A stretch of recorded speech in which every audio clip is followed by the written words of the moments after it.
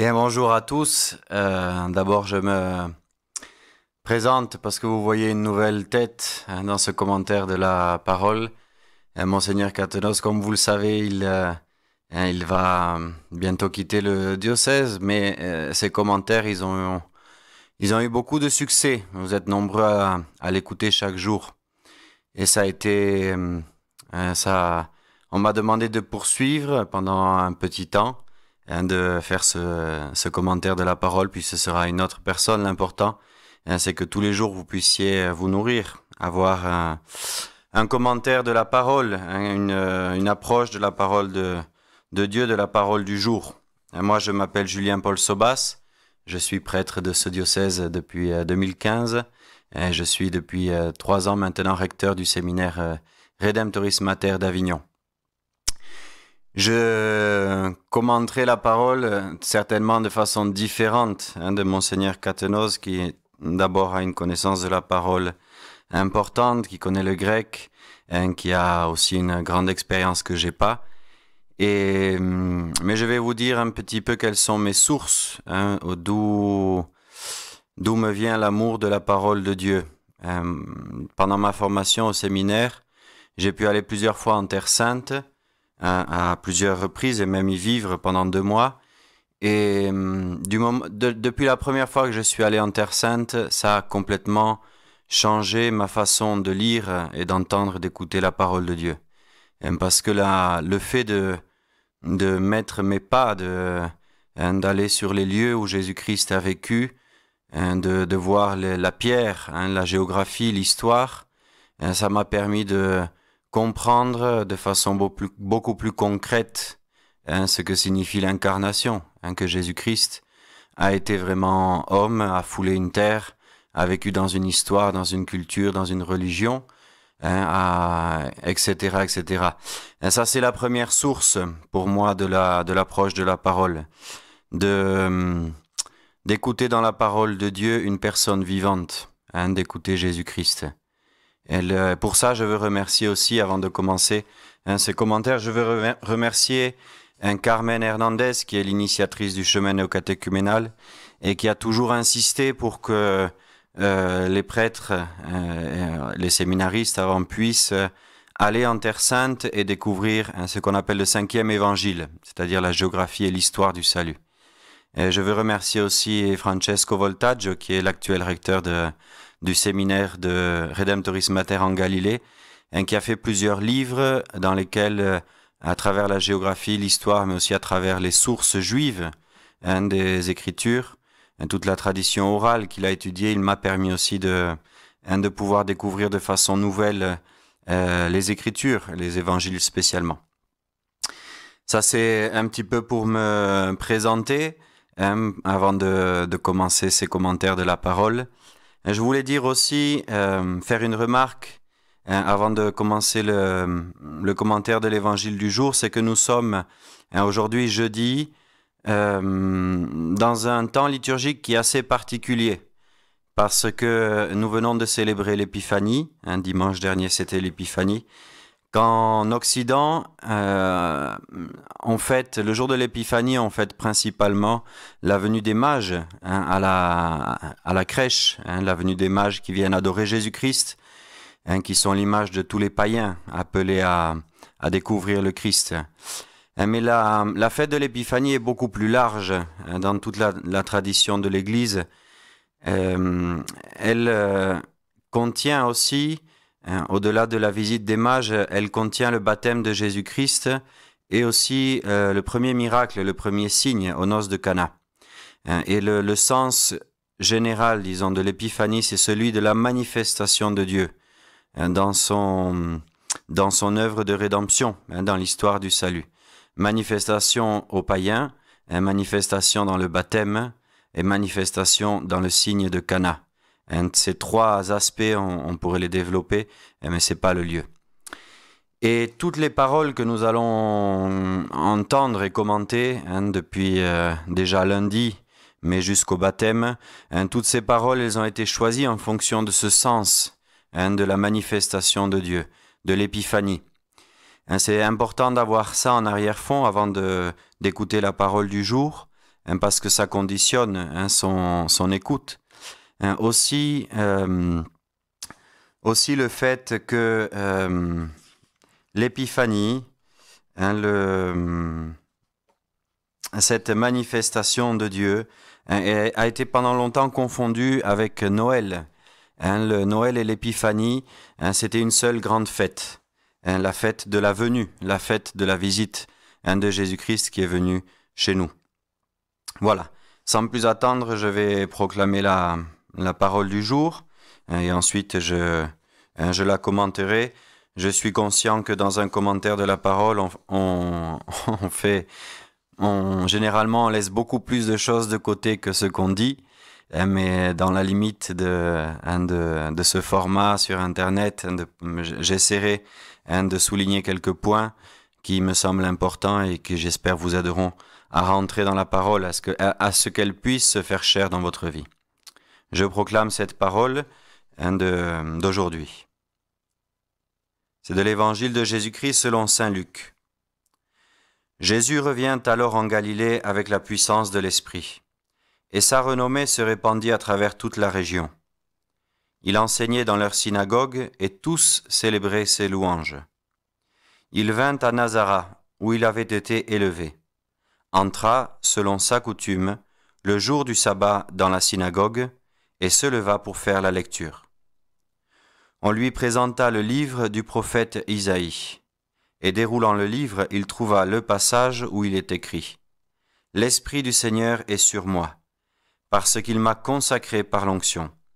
Il m'a envoyé porter la bonne nouvelle aux pauvres, annoncer aux captifs la délivrance et aux aveugles le retour à la vue, rendre la liberté aux opprimés, proclamer une année de grâce du Seigneur. » Il replia le livre, le rendit aux servants et s'assit. Tous, dans la synagogue, avaient les yeux fixés sur lui. Alors il se mit à leur dire « Aujourd'hui s'accomplit à vos oreilles ce passage de l'Écriture. » Et tous lui rendaient témoignage et étaient en admiration devant les paroles pleines de grâce qui sortaient de sa bouche. Parole du Seigneur. Cet évangile de Luc n'est pas du tout choisi au hasard. La liturgie, l'Église nous donne cet évangile aujourd'hui parce qu'elle veut nous montrer un aspect de la manifestation de Jésus-Christ.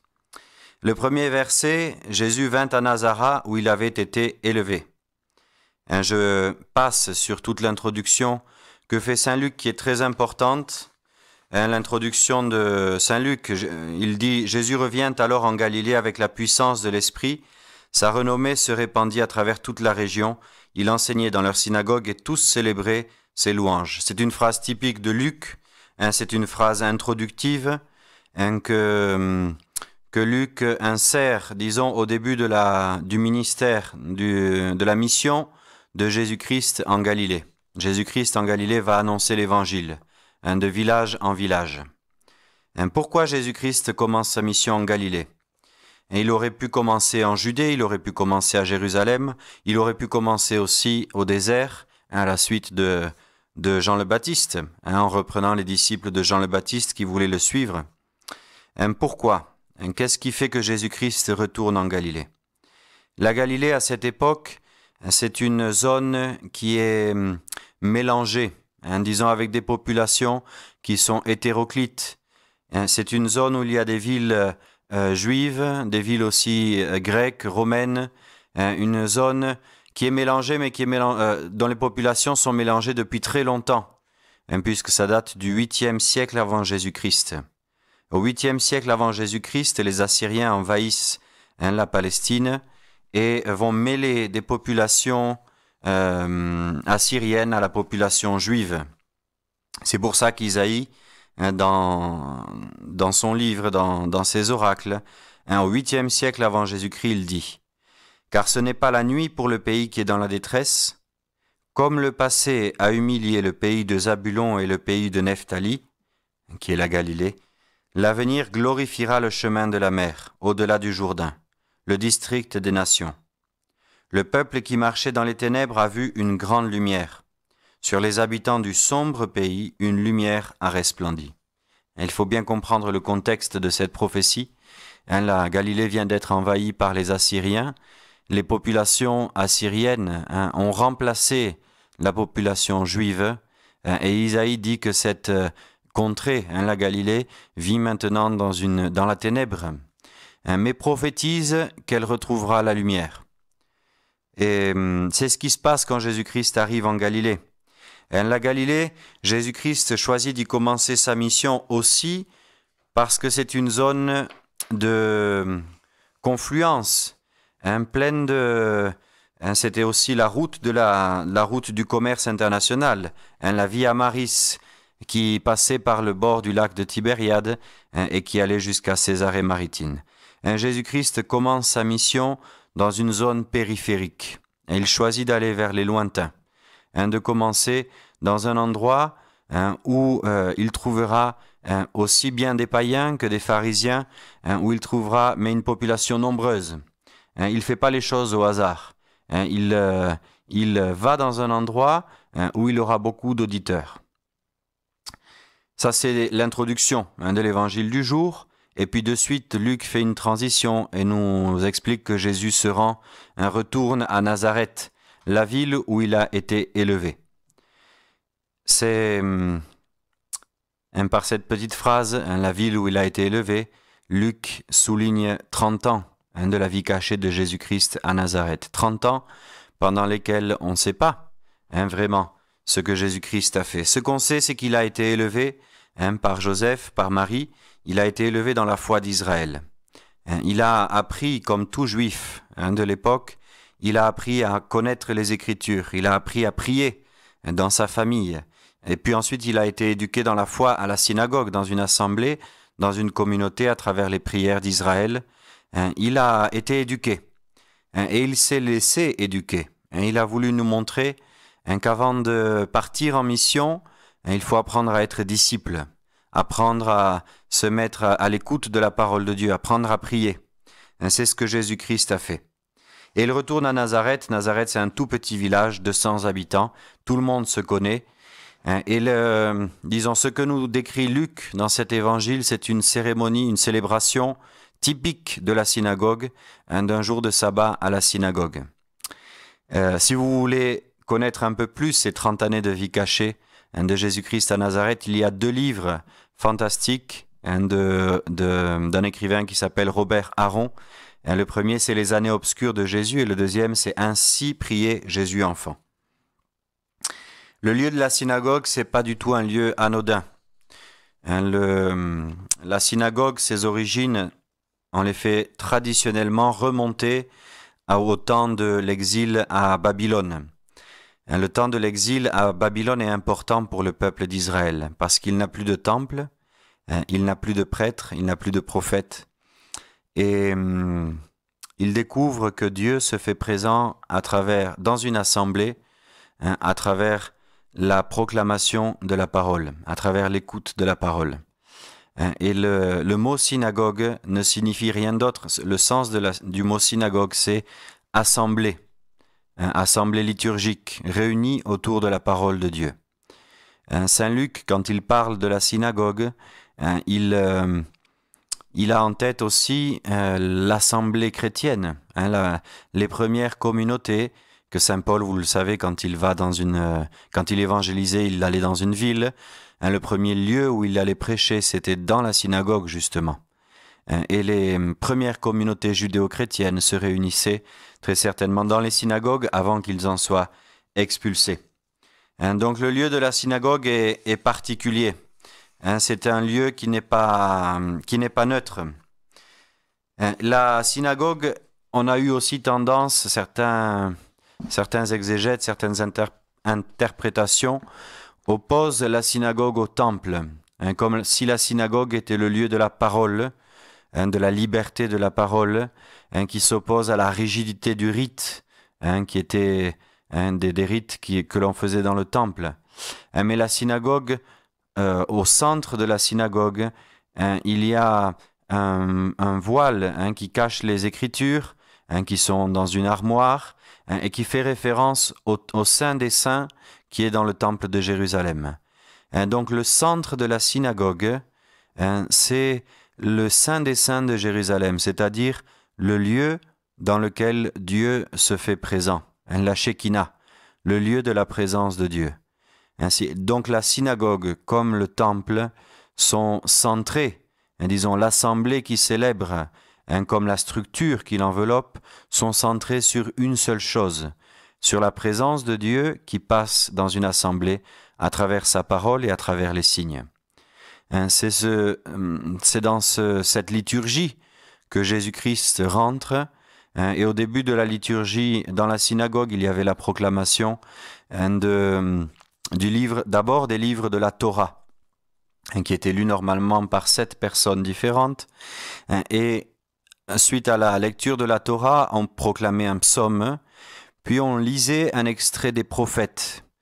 Cet extrait des prophètes éclairait la parole de la Torah. Puis celui qui avait lu les prophètes ou toute autre personne, ce n'était pas réservé aux prêtres, s'asseyait dans la chaire de Moïse. C'est un siège qu'il y a aussi dans toutes les anciennes synagogues, dans laquelle s'asseyait généralement la personne la plus sage ou bien la plus âgée de l'assemblée, pour commencer la célébration. Et tant qu'elle n'était pas assise dans ce siège, on ne pouvait pas commencer la célébration. Et la personne assise dans la chaire de Moïse, dans la synagogue, elle avait une fonction, disons. Elle disait à toute l'assemblée présente que ce qui allait être célébré, proclamé, c'était déjà ce que nos pères célébraient et proclamaient. Et donc il garantissait la transmission de la foi.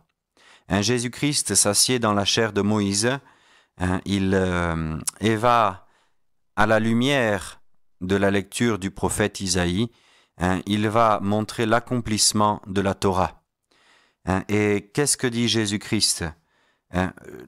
Jésus-Christ dit une chose très simple, parce que lui est l'accomplissement de la parole. Lui est la parole. Lui est le prophète envoyé par Dieu pour, comme il l'a proclamé dans le livre d'Isaïe, consacré par l'onction pour porter la bonne nouvelle aux pauvres, annoncer aux captifs la délivrance et aux aveugles le retour à la vie, rendre la liberté aux opprimés, proclamer une année de grâce du Seigneur. Et donc ce qu'il dit à l'assemblée présente devant lui, tout simplement, c'est qu'aujourd'hui, par sa présence, s'accomplit à vos oreilles ce passage de l'Écriture. C'est lui, Jésus-Christ, l'accomplissement de la Torah et des prophètes. C'est lui, la présence de Dieu au milieu de l'assemblée. C'est lui, loin du Seigneur. Saint Luc toujours souligne la puissance de l'Esprit Saint qui accompagne Jésus-Christ dans toute sa mission. Je voulais dire un dernier mot sur cette parole, parce que déjà, j'ai dépassé de beaucoup peut-être le temps qui est nécessaire. Les Juifs qui étaient présents dans la synagogue ont compris beaucoup plus et de suite ce à quoi Jésus-Christ fait référence en disant « Aujourd'hui s'accomplit ce passage de l'Écriture ». Parce que les Juifs avaient en tête que la guérison des malades, des lépreux, des boiteux, c'était un miracle qui était advenu le jour où Dieu avait fait alliance avec son peuple au Sinaï. Avant de donner le contrat d'alliance, c'est-à-dire les tables de la Torah, Dieu fait un miracle, nous disent les Midrash. Dieu guérit dans le peuple d'Israël tous les boiteux, tous les aveugles, tous les lépreux, tous les muets. Il rend son peuple beau pour l'épouser, comme une fiancée, qu'il se prépare. Ça, les Juifs, quand Jésus-Christ proclame le passage d'Isaïe, les Juifs savent à quoi il fait référence.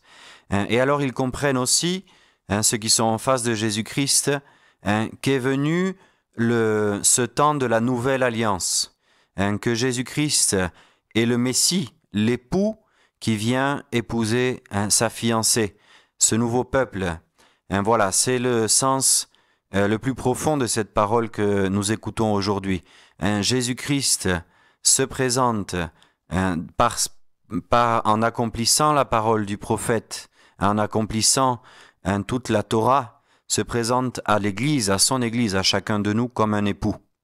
Il nous a rendus beaux, il nous a purifiés par le baptême, par la croix dans laquelle il nous a pardonné nos péchés, dans la résurrection, dans laquelle il nous a justifiés. Il rend son Église belle pour pouvoir se marier, faire une seule chose avec nous.